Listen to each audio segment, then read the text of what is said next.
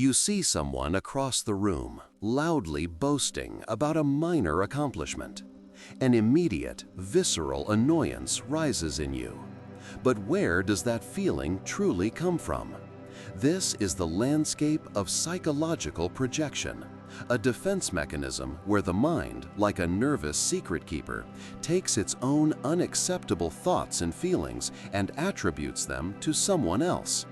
It's an unconscious maneuver to offload a trait you cannot tolerate in yourself, perhaps a secret fear of being arrogant, onto a convenient external target. The brain isn't just deflecting, it's actively redrawing its map of social reality to place a disliked part of me firmly into the category of them.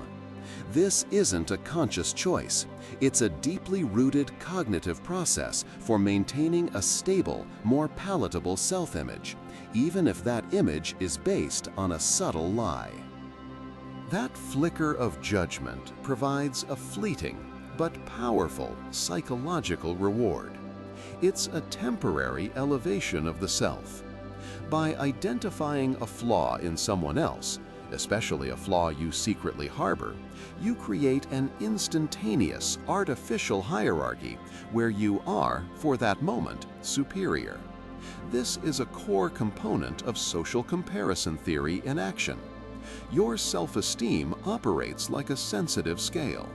Pushing someone else down, even mentally, causes your side to briefly rise. The brain releases a microdose of neurochemicals associated with reward, reinforcing the act of judging.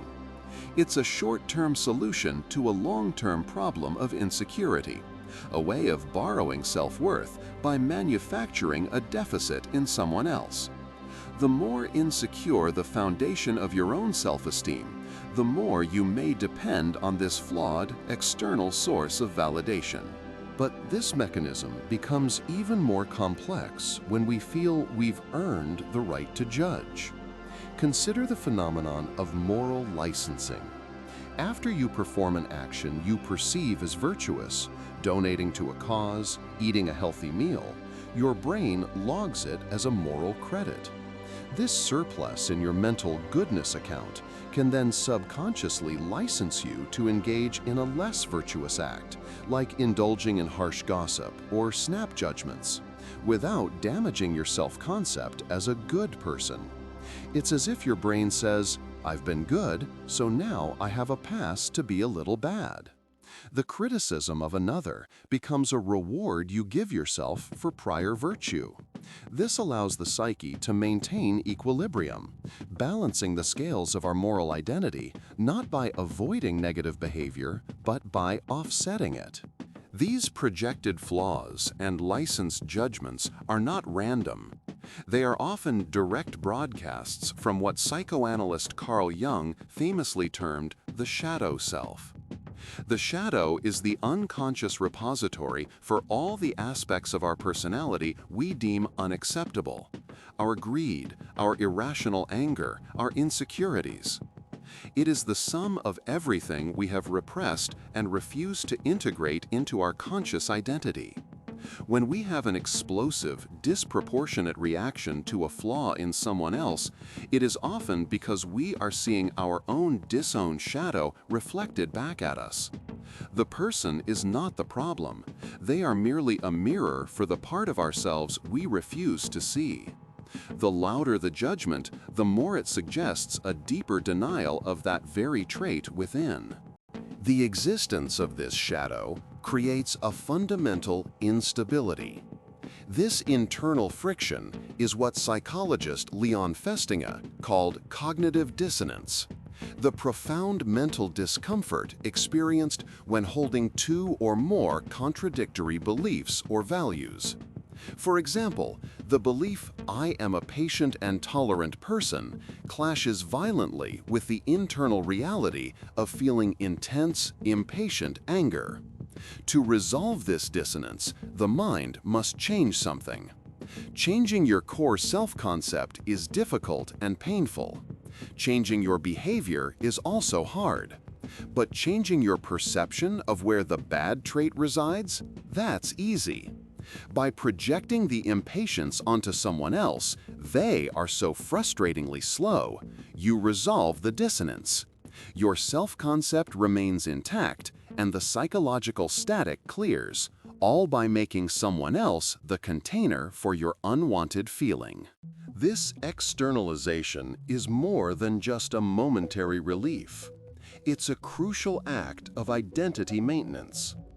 Our sense of self is a story we constantly tell ourselves, and that story requires a consistent protagonist. When you judge another for being lazy, you are not just commenting on their behavior. You are reinforcing the chapter in your own story titled, "I am a hard worker."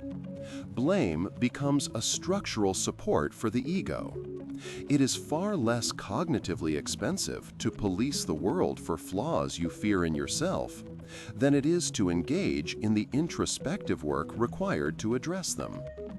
Each external judgment is another layer of psychological armor, hardening the boundary between the acceptable self you present to the world and the unacceptable self you've hidden away.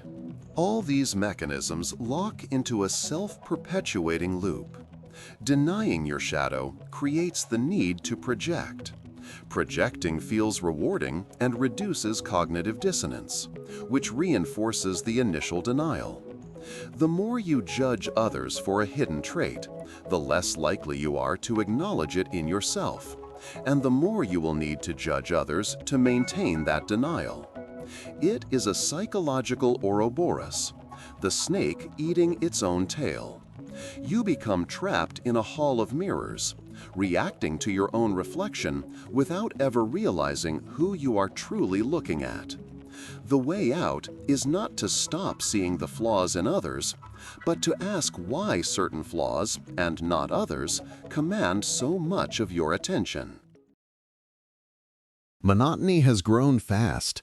Nearly 2,700 people have watched in the last few weeks, yet less than 0.03% are subscribed. It would mean a lot if you joined by hitting subscribe. And again, thanks for watching.